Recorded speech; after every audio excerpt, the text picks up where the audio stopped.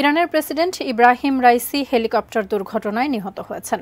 তার নিহতের ঘটনায় আবারও সামনে এসেছে ইরানের দুর্বল বিমান ব্যবস্থা। দেশটিতে অনেক আগে থেকেই বিমান খাতে দুর্বলতার প্রমাণ রয়েছে। এর আগেও বেশ কিছু বড় বড় দুর্ঘটনার সাক্ষী হয়ে কেঁদেছেন মধ্যপ্রাচ্যের এই দেশটির জনগণ। আরও জানাচ্ছেন ইমতিয়াজ আলম।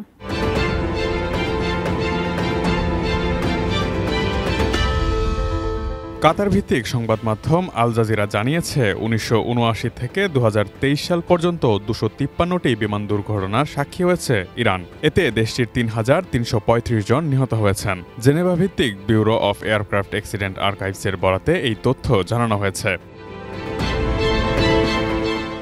১৯৮০ সালের ২১ জানুয়ারি ইরান এয়ারের একটি বোয়িং 727-100 বিমান তেহরানের আলবোর্জ রেঞ্জের একটি পাহাড়ের ঢালে আঘাত হানে। এই দুর্ঘটনায় ১২৮ জন যাত্রী নিহত হন। দুর্ঘটনার কারণ হিসেবে বলা হয় অকার্যকর ইনস্ট্রুমেন্ট ল্যান্ডিং সিস্টেম এবং রাতের কারণে দৃশ্যমানতা কমে যাওয়া ও প্রতিকূল আবহাওয়া। ১৯৮৬ সালের ৩ নভেম্বর ইরানের বিমান বাহিনীর একটি লকহিড C-130 বিমান দুর্ঘটনার কবলে পড়ে। ওই সময় বিমানটি ন্যূনতম নিরাপদ উচ্চতা থেকে ৬,৫০০ ফিট থেকে নিচে চলে আসে এবং সিস্তান বেলুচিস্তান প্রদেশে একটি পাহাড়ের ঢালে আঘাত করে। এতে ১০৩ জন যাত্রীর সকলেই মারা যান। এ সময় বিমানে ৯৬ জন সেনা অবস্থান করছিলেন। বিশেষজ্ঞদের মতে উচ্চতা পরিমাপ করতে ব্যবহৃত অল্টিমিটারে একটি ত্রুটির কারণে এই দুর্ঘটনা ঘটে থাকতে পারে। ১৯৮৮ সালের ১৩ জুলাই ইরানের ইতিহাসে সবচেয়ে ভয়াবহ বিমান দুর্ঘটনাটি ঘটে। এদিন ইরান এয়ার পরিচালিত একটি A300 এয়ারবাসে মার্কিন নৌবাহিনীর ক্রুজার USS ভিনসেন্স থেকে ভুলক্রমে সামরিক বিমান ভেবে ক্ষেপণাস্ত্র হামলা চালানো হয়। এতে করে বিমানের ২৯০ জন যাত্রী নিহত হন।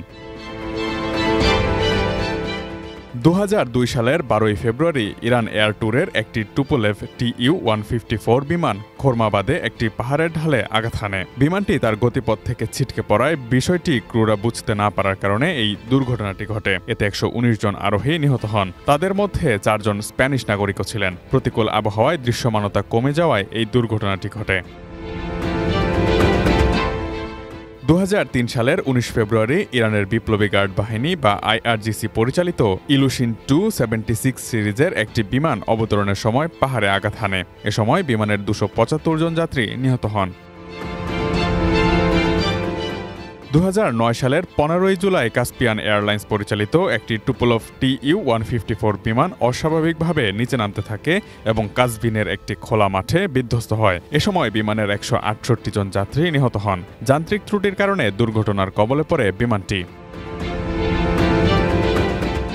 এছাড়া ২০২০ সালের ৪ জানুয়ারি ইউক্রেন ইন্টারন্যাশনাল এয়ারলাইন্স পরিচালিত একটি বোয়িং 737-800 বিমান উড্ডয়নের কয়েক মিনিটের মধ্যেই ভূপাতিত হয়। ওই সময় বিমানটিতে দুটি ক্ষেপণাস্ত্র দিয়ে হামলা চালানো হয়। এতে বিমানের ১৭৬ জন যাত্রী নিহত হন। পরে এই ঘটনায় ভুল স্বীকার করে ইরান।